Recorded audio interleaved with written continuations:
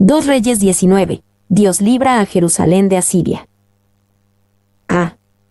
Las oraciones de Ezequías y las amenazas de Sennacherib. 1:1-5. Ezequías busca a Isaías en el tiempo de gran angustia.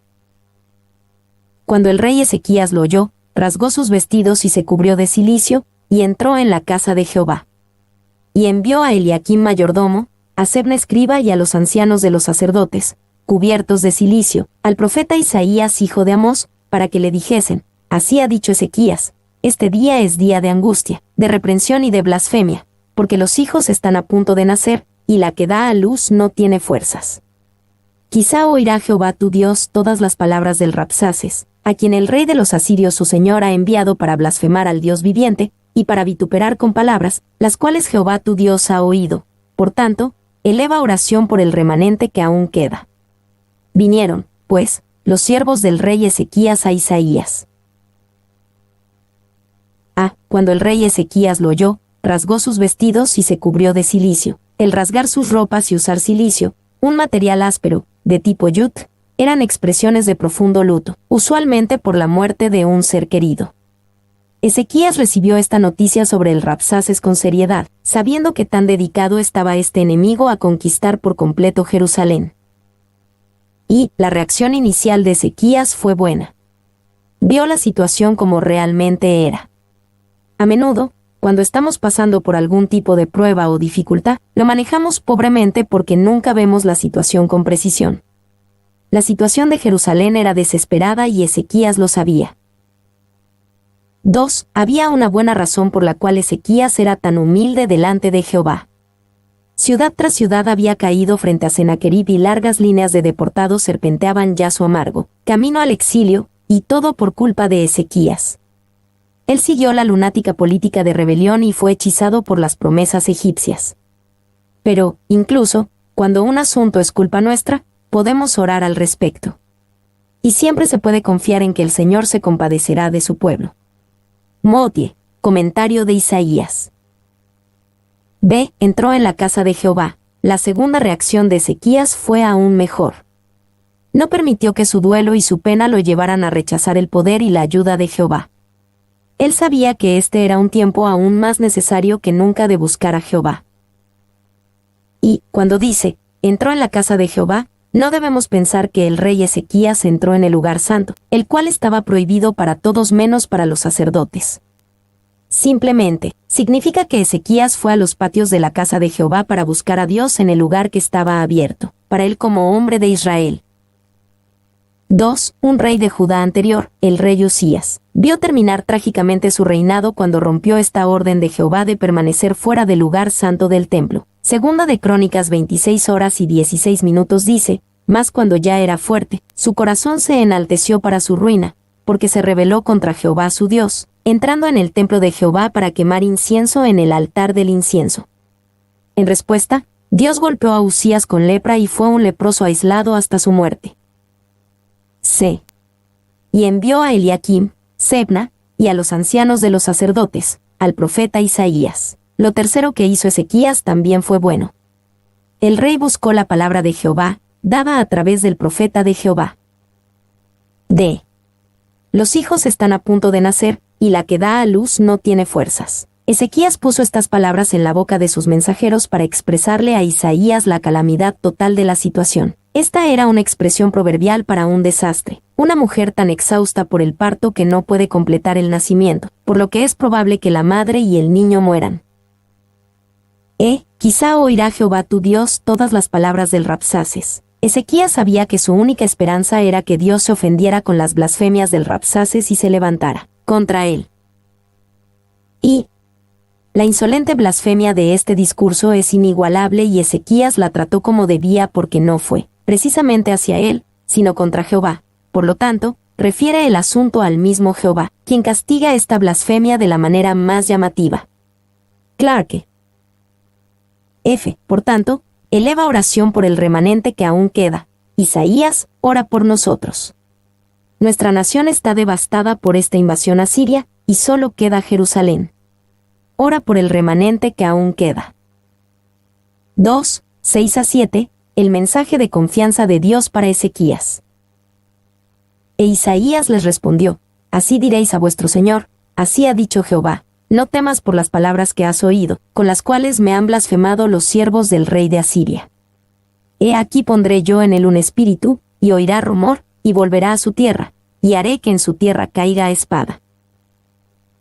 Así ha dicho Jehová. Isaías estaba consciente de que hablaba como profeta de Jehová. Sin titubear, habló como si estuviera hablando por Jehová Dios del cielo. Podemos estar seguros de que Isaías no se tomó esto a la ligera. El destino de la nación, y toda su credibilidad como profeta, dependían de lo que dijo.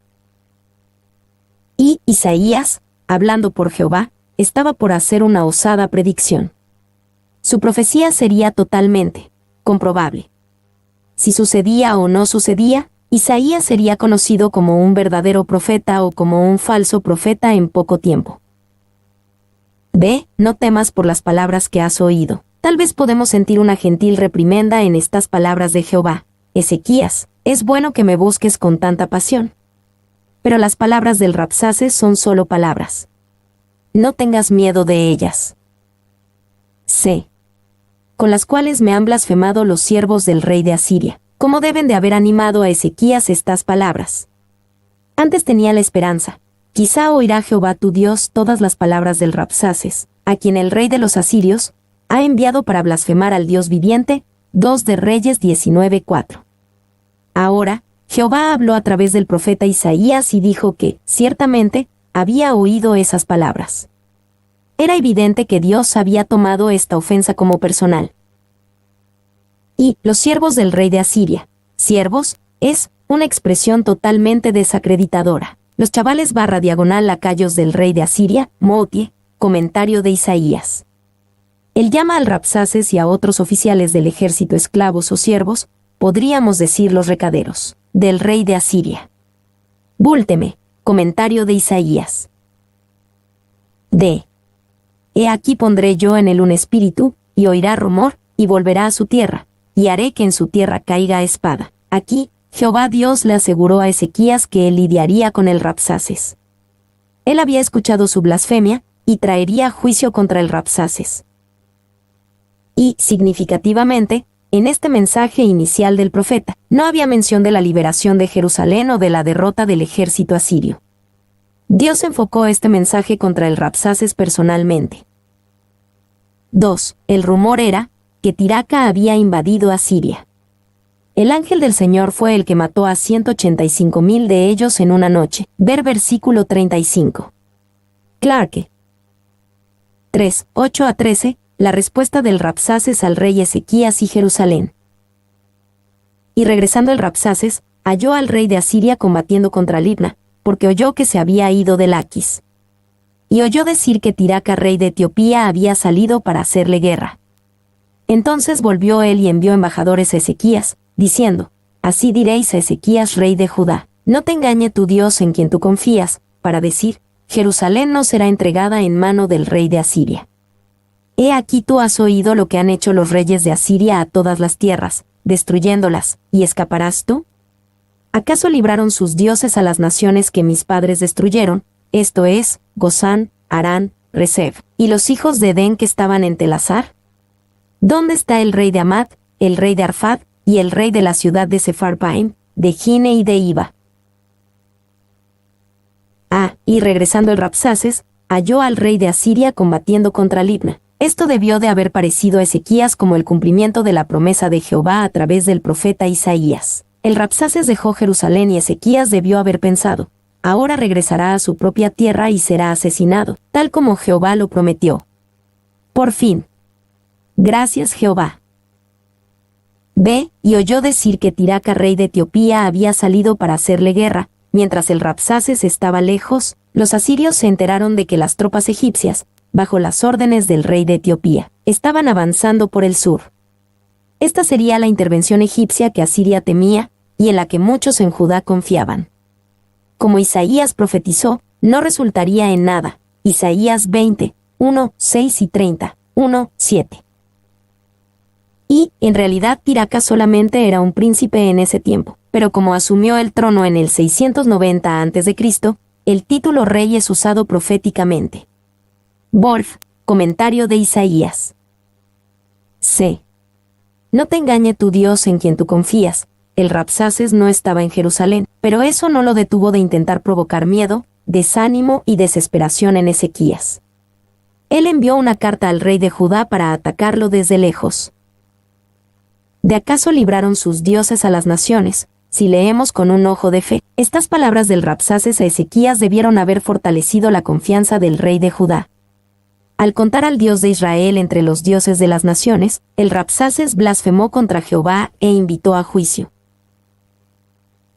Y el Rabsaces nombró varias ciudades que el ejército asirio había conquistado, destruido por completo. La lista de ciudades-estado que habían sido expulsadas, hebreo Jerem, exterminadas o completamente destruidas. RSV, le recuerda al lector que no solo Israel utilizaba este método en la batalla. Ver Números 21, 2-3, Josué 6:21. Wiseman. 4, 14-19, la oración de Ezequías.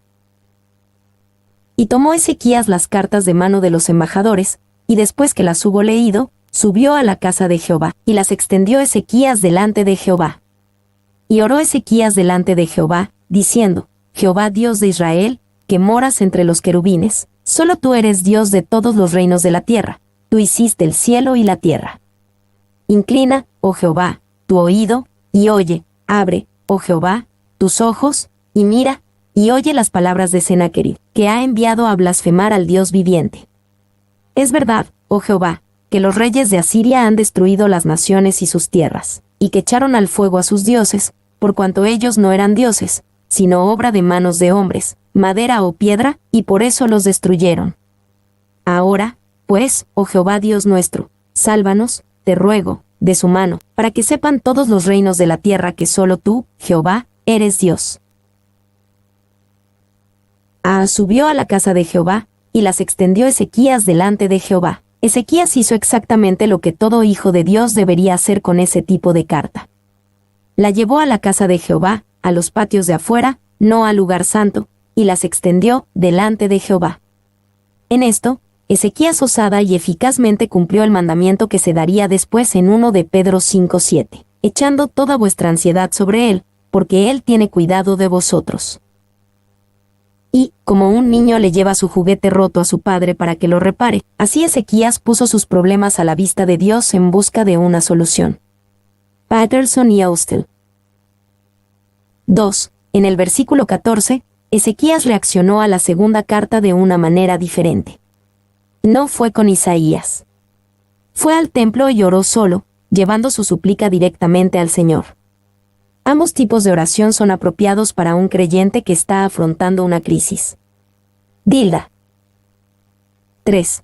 Cuando lleguen cartas a usted, anónimas o no, llenas de reproche amargo, cuando historias poco amables y malévolas son esparcidas respecto a usted, cuando toda esperanza de hombre ha perecido, entonces lleve su queja, la carta, el artículo, el discurso, el rumor, y preséntela delante de Dios. Deje que sus peticiones sean conocidas delante de Él. Meyer. 4. Un viejo predicador recibió una carta sin remitente o dirección de envío en un sobre. Cuando la abrió vio una sola hoja de papel con solo una palabra, tonto. La llevó al púlpito el siguiente domingo y dijo: recibe una carta inusual esta semana. Nunca antes había recibido una carta donde el remitente firmara con su nombre, pero olvidara escribir algo más. B. Dios de Israel. Este título de Dios le recordaba a Ezequías, y a Jehová también, en nuestra forma humana de entendimiento, que Jehová Dios era el Dios de pacto de Israel y que no debía abandonar a su pueblo. Y, como se registra en Isaías 37:16, Ezequías también usó otro título cuando se dirigió a Dios, Jehová de los ejércitos. Este título de Dios básicamente significa, Jehová de todos los ejércitos. Ezequías estaba en una crisis que era principalmente militar, por lo que tenía sentido para él dirigirse a Jehová primero según el aspecto de la naturaleza de Dios que era, de más utilidad para él. Jehová de los ejércitos, envía algunas tropas a ayudarnos. C. ¿Qué moras entre los querubines? Aquí, Ezequías vio la gran majestuosidad de Dios. Ciertamente, el que mora entre los querubines nunca permitiría que las blasfemias del Rabsaces quedaran impunes. Y Él es nuestro juez, legislador y rey, y está, por lo tanto, atado por la más solemne obligación de salvarnos, o su nombre será manchado. Mater. D. Solo tú eres Dios. Dios es un título sencillo para nuestro Jehová, pero tal vez el más poderoso. Si Él es Dios, entonces ¿qué no puede hacer? Si Él es Dios, ¿qué puede estar más allá de su control? Ezequías se dio cuenta del hecho más fundamental de toda teología. Dios es Dios, y nosotros no. Dios es Dios, y el Rabsaces y los asirios no. Tú hiciste el cielo y la tierra. Al reconocer a Jehová Dios como creador, Ezequías vio que Jehová tenía todo el poder y todos los derechos sobre toda cosa creada. Casi podemos sentir la fe de Ezequías elevarse mientras oraba. Inclina, oh Jehová, tu oído, y oye, abre, oh Jehová, tus ojos, y mira. Ezequías sabía muy bien que Jehová realmente había escuchado y visto las blasfemias del Rabsaces. Esta era una forma poética de pedirle a Dios que actuara en base a lo que había visto y escuchado, asumiendo que, si Dios había visto tales cosas, ciertamente actuaría. Oye las palabras de Sennacherib, que ha enviado a blasfemar al Dios viviente. En su oración, el rey Ezequías describió el contraste entre el Dios viviente y los dioses falsos de las naciones que los asirios ya habían conquistado. Esos dioses falsos no eran dioses, sino obra de manos de hombres, madera o piedra, así que no fueron capaces de salvarlos de los asirios. Pero Ezequías oró confiando en que el Dios viviente los salvaría, para que sepan todos los reinos de la tierra que solo tú, Jehová, eres Dios. D. Dios habla acerca de la situación. 1, 20-21, Sennacherib es digno de menosprecio, no de miedo ni temblor. Entonces Isaías, hijo de Amós, envió a decir a Ezequías: así ha dicho Jehová, Dios de Israel, lo que me pediste acerca de Sennacherib, rey de Asiria, he oído. Esta es la palabra que Jehová ha pronunciado acerca de él: la virgen hija de Sión te menosprecia, te escarnece. Detrás de ti mueve su cabeza la hija de Jerusalén. Lo que me pediste. La gloriosa respuesta que llena el resto del capítulo vino porque Ezequías oró. ¿Y si no hubiera orado? Entonces debemos pensar que no hubiera llegado ninguna respuesta, y Jerusalén hubiera sido conquistada. La oración de Ezequías realmente fue importante. Y deberíamos preguntarnos: ¿cuántas bendiciones, cuántas victorias, cuántas almas salvadas por la gloria de Jesús yacen sin ser reclamadas en el cielo hasta que Jehová pueda decir: ¿lo que me pediste? B. La virgen hija de Sión te menosprecia, te escarnece. La idea es que los asirios habían venido a violar a la hija de Sión, la ciudad de Jerusalén. Pero Dios no iba a permitirlo. Jerusalén es representada como una joven que rechaza con desprecio las insinuaciones de un patán. Brogan, comentario de Isaías. Y Jerusalén podía ser llamada la Virgen hija de Sión por varias razones. No estaba contaminada con la repugnante idolatría de los paganos. Dios la defendería del intento de violación de Sennacherib y los asirios. Nunca había sido invadida o conquistada por otro desde los días de David. 2, 22-28, el mensaje de Dios para el rey de Asiria y sus representantes. ¿A quién has vituperado y blasfemado? ¿Y contra quién has alzado la voz y levantado en alto tus ojos? Contra el Santo de Israel. Por mano de tus mensajeros has vituperado a Jehová, y has dicho: con la multitud de mis carros he subido a las alturas de los montes, a lo más inaccesible del Líbano. Cortaré sus altos cedros, sus cipreses más escogidos, me alojaré en sus más remotos lugares, en el bosque de sus feraces campos. Yo he cavado y bebido las aguas extrañas, he secado con las plantas de mis pies todos los ríos de Egipto. ¿Nunca has oído que desde tiempos antiguos yo lo hice, y que desde los días de la antigüedad lo tengo ideado? Y ahora lo he hecho venir, y tú serás para hacer desolaciones, para reducir las ciudades fortificadas a montones de escombros. Sus moradores fueron de corto poder, fueron acobardados y confundidos, vinieron a ser como la hierba del campo, y como hortaliza verde, como heno de los terrados, marchitado antes de su madurez. He conocido tu situación, tu salida y tu entrada, y tu furor contra mí. Por cuánto te has airado contra mí, por cuanto tu arrogancia ha subido a mis oídos, yo pondré mi garfio en tu nariz, y mi freno en tus labios, y te haré volver por el camino por donde viniste. ¿A quién has vituperado y blasfemado? ¿Y contra quién has alzado la voz, y levantado en alto tus ojos? Contra el Santo de Israel, Jehová, hablando a través de Isaías, simplemente le dijo al Rabsaces: ¿sabes con quién estás tratando? El Rabsaces, evidentemente, no lo sabía. Y, curiosamente, esta profecía tal vez nunca haya llegado a los oídos del Rabsaces. Después de todo, Isaías no tenía exactamente libre acceso a él. Pero, quizás antes de su terrible final, Dios encontró una manera de hacerle llegar esta profecía. O, probablemente, Dios la tenía reservada a este blasfemo como un mensaje especial en el infierno. Pero, por lo menos, esta profecía debió haber sido de gran aliento para Ezequías y todo Judá, incluso si el Rabsaces nunca la escuchó en esta tierra. 2. Algunas veces Dios habla al enemigo más por el bien de su pueblo que por el del mismo enemigo. B. Con la multitud de mis carros he subido a las alturas de los montes. Aquí, Jehová describió el gran orgullo que los asirios sentían por sus propias conquistas. Pero se olvidaron de que en realidad Jehová estaba a cargo, y ahora lo he hecho venir, y tú serás para hacer desolaciones, para reducir las ciudades fortificadas a montones de escombros. Sus moradores fueron de corto poder. Incluso, si los asirios no lo sabían, le debían su éxito a Jehová. Y Dios entonces confrontó a Sennacherib con aquello que al parecer él no había considerado. Los éxitos de Sennacherib habían sido predeterminados por Dios. Sennacherib no debía jactarse de que lo que había hecho había sido logrado por él. Patterson y Austell. 2. Esto era humillante para los asirios. Todo el tiempo, pensaron que había sido por su gran poder que habían logrado tanto. Aquí, Dios dejó claro que fue su poder el que lo hizo. 3. Con las plantas de mis pies. Era el alarde de Sennacherib de que había comandado a tantos soldados de modo que cuando marchaban a través de los lechos de los ríos, literalmente, secaban los ríos. Dilda. C. He conocido tu situación, tu salida y tu entrada. Dios sabía cómo encontrar a los asirios. Y como Asiria había ido demasiado lejos en blasfemar al que había hecho todo su éxito posible, dijo: yo pondré mi garfio en tu nariz, y te haré volver por el camino por donde viniste.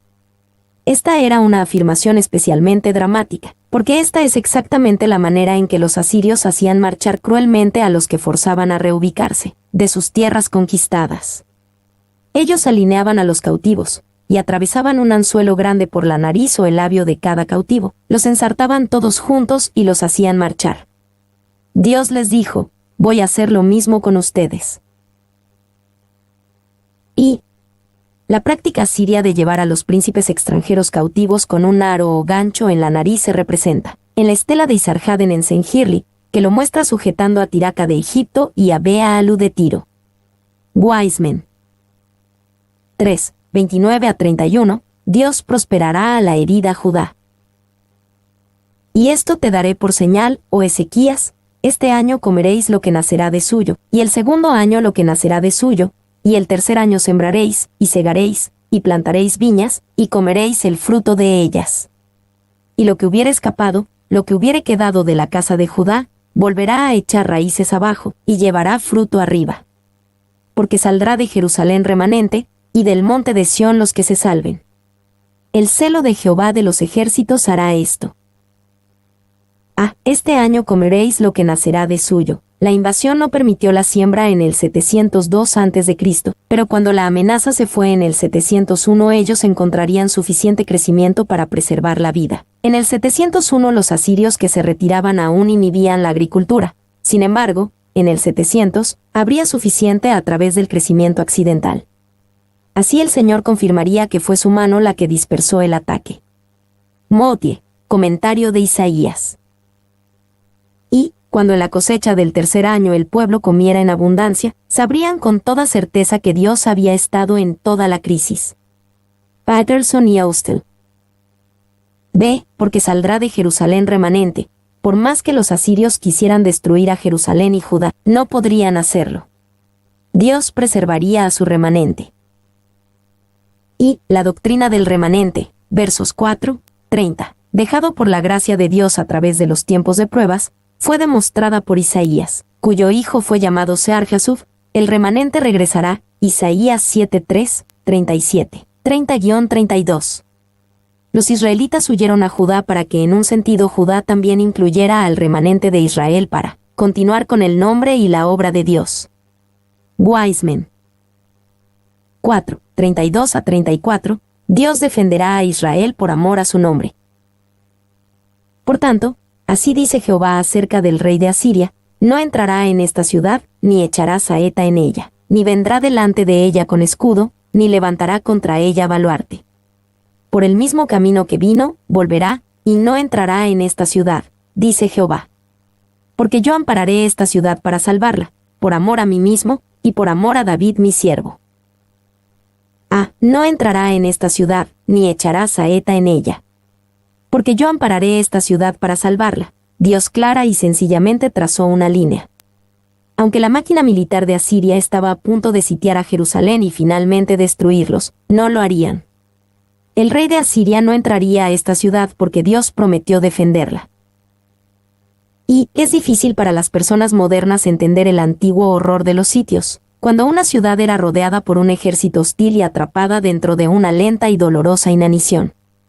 El rey Ezequías y el pueblo de Jerusalén vivían bajo la sombra de esta amenaza. Pero la promesa de Dios a través de Isaías les aseguraba que Sennacherib y el ejército asirio no solo fallarían en tratar de conquistar la ciudad, sino que ni siquiera dispararían una saeta o sitiarían Jerusalén. Dios les prometió que ni siquiera iniciarían el sitio. Por amor a mí mismo, y por amor a David mi siervo, esto explica por qué Dios prometió defender Jerusalén. Dios defendería su propia gloria. A menudo, y necesariamente, pensamos que debemos defender la gloria de Jehová.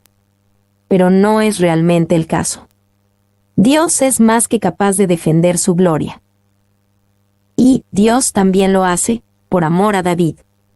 El rey David había muerto hacía casi 300 años, pero Dios aún honraba su promesa a David. 2 de Samuel 7, 10-17. Dios defendió a Jerusalén, no por amor a Jerusalén, Jerusalén merecía juicio, sino que lo hizo por amor a sí mismo y por amor a David. De la misma manera, Dios el Padre nos defiende y nos bendice, no por amor a nosotros. A menudo merecemos su juicio, sino por amor a sí mismo, y por amor a nuestro Señor Jesucristo. 2. Yo ampararé esta ciudad para salvarla, por amor a mí mismo, y por amor a David mi siervo. Jeremías después sostuvo que los que interpretaron esta profecía como que significaba que el templo de Jerusalén nunca sería tomado fueron supersticiosos y presuntuosos. Jeremías 7, 1-15. C. Dios defiende Jerusalén. 1:35. Dios ataca al poderoso ejército de Asiria.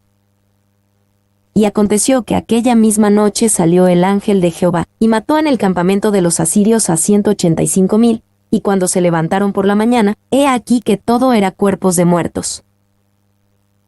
Salió el ángel de Jehová. Simple y poderosamente, Dios destruyó su poderoso ejército en una noche. Murieron 185,000 hombres a manos del ángel de Jehová. Contra todas las probabilidades, y contra toda expectativa a excepción de la expectativa de la fe, el ejército asirio fue regresado sin siquiera haber disparado una sola flecha sobre Jerusalén. El incontenible fue contenido, el invicto fue derrotado. Y el profeta Oseas hizo esta misma predicción: más de la casa de Judá tendré misericordia, y lo salvaré por Jehová su Dios, y no lo salvaré con arco, ni con espada, ni con batalla, ni con caballos ni jinetes. Oseas 1:7. 2. Heródoto, el historiador griego, registró que una noche el campamento del ejército de Sennacherib fue infestado con ratones, o ratas, que destruyeron las flechas y los escudos de los soldados. Probablemente, obtuvo este relato de fuentes egipcias, y bien podría ser una versión de alguna forma distorsionada de lo registrado aquí. Brogan. Todo era cuerpos de muertos. Esto no era algo difícil de hacer para Dios. Por así decirlo, fue mucho más difícil para Jehová poner el corazón y las mentes de su pueblo en el lugar correcto. Una vez que estuvieron ahí, no era nada para Dios enviar a un ángel a hacer esto. Y algunos han especulado que el ángel utilizó un medio natural.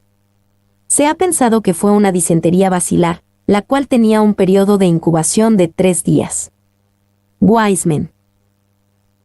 2, 36 a 37, el derrotado Sennacherib es juzgado en Nínive. Entonces Sennacherib, rey de Asiria, se fue, y volvió a Nínive, donde se quedó. Y aconteció que mientras él adoraba en el templo de Nisroch su dios, Adramelech y Sarecer sus hijos lo hirieron a espada, y huyeron a tierra de Ararat. Y reinó en su lugar Esaradón su hijo. Se fue, y volvió a Nínive. Esto sucedió exactamente como Dios dijo que sería. Pero aún así él se fue lleno de orgullo. Después de su retirada de Judá, Sennacherib comisionó un registro, el cual es preservado en los espectaculares anales de Sennacherib, el Prisma Taylor, el cual puede ser visto en el Museo Británico. Muestra lo lleno de orgullo que estaba el corazón de Sennacherib, incluso sin ni siquiera haber podido afirmar que había conquistado Jerusalén. Y ataqué a Ezequías de Judá, quien no se había sometido a mí, y tomé 46 fortalezas, fuertes y pequeñas ciudades. Me llevé cautivos a 150 personas, pequeños y grandes, hombres y mujeres, una multitud de caballos, toros jóvenes, burros, camellos y bueyes. Al mismo Ezequías hice prisionero en Jerusalén como a un pájaro en una jaula, lo rodeé de terraplenes. Las ciudades que había saqueado las separé de su país y se las entregué a Mitini, rey de Ashdad, Padi, rey de Ecrón, y Silibel, rey de Gaza. Reduje así su reino. Y le agregué otro tributo al que ya le había impuesto antes. Citado en Búlteme, comentario de Isaías. 2. El relato bíblico termina con la muy debatida afirmación de que el ejército asirio fue golpeado de alguna manera durante la noche con pérdidas de vidas considerables, a lo que le siguió la suspensión del sitio. Los anales asirios tácitamente están de acuerdo con la versión bíblica al no afirmar que Jerusalén haya sido tomada y solo describir el tributo de Ezequías. T.S. Mitchell, la Biblia en el Museo Británico. 3. Dios perdonó a Sennacherib, no por misericordia, sino por ira, reservándole una muerte aún más terrible y vergonzosa, a manos de sus propios hijos. Paul. B. Y aconteció, entre 2 de Reyes 19:36 y 2 de Reyes 19:37, pasaron 20 años. Tal vez Sennacherib pensó que había escapado del juicio de Dios, pero no. Se encontró con una amarga muerte a manos de sus propios hijos. Y una antigua leyenda judía, y nada más que una leyenda, dice cómo fue que los hijos de Sennacherib llegaron a matarlo. Sennacherib estaba afligido por la manera en que Dios parecía bendecir a los judíos, e intentó descubrir la causa de tal bendición. Alguien le dijo que era porque Abraham había amado tanto a Dios que estuvo dispuesto a sacrificar a su propio hijo, para Jehová. Sennacherib pensó que podía ser aún más favorecido por Dios que Abraham y sus descendientes, y decidió matar a 2 de sus hijos como sacrificio para Jehová. Pero sus 2 hijos se enteraron del plan y lo mataron antes de que él pudiera matarlos a ellos, cumpliendo así la palabra de Jehová. Mi nombre es Demín. Soy tu asistente personal. Mi sitio en internet es demim.es.tl